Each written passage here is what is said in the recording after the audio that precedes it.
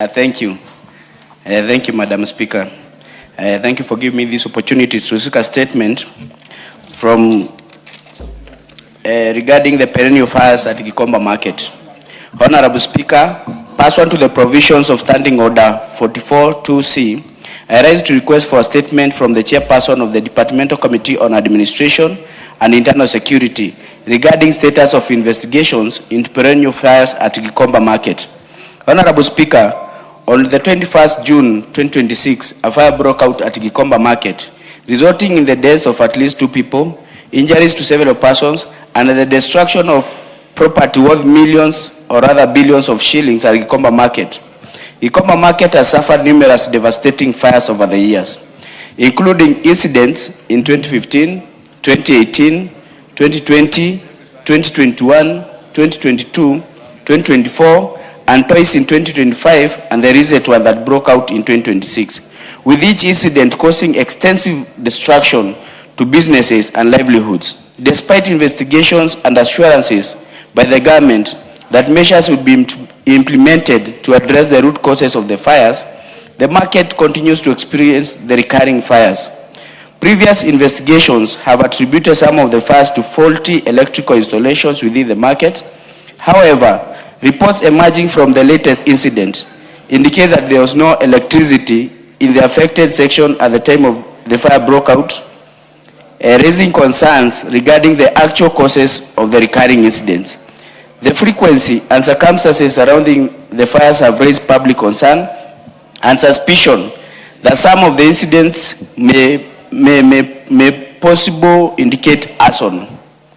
Honorable Speaker, it is again in this background that I seek a request for a statement from the Chairperson of the Departmental Committee on Administration and Internal Security on the following. A. The status of investigations into the fire that occurred at Gikomba Market on the 21st June 2026, including whether any evidence has been established regarding possible criminal activity, including arson.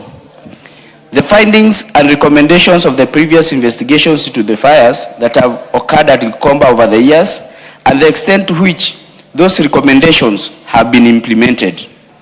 Measures being taken by the government to permanently address the recurring fires at Gikomba Market, and plans by the government to compensate the families of the victim and the affected traders and to facilitate restoration of business operations within.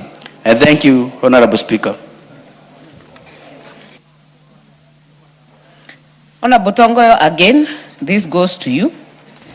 Also note that this is not the first time this issue of Gikomba has come to the floor. It has come over and over. It's a recurrent issue.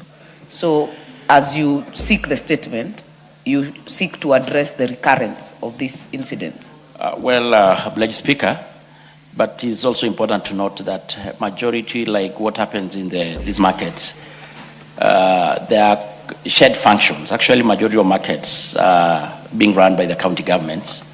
So it may be something that may need a concurrent or by also the county governments on the matters, mitigations, and long-term solution to this. When do you bring the response? I can do the first week on resumption. And remember, under Article 125 of the Constitution, you can seek an answer from anyone, including the county government. It's true, it's true. Yeah, well, yeah. Thank you. So first week on resumption, Mwago.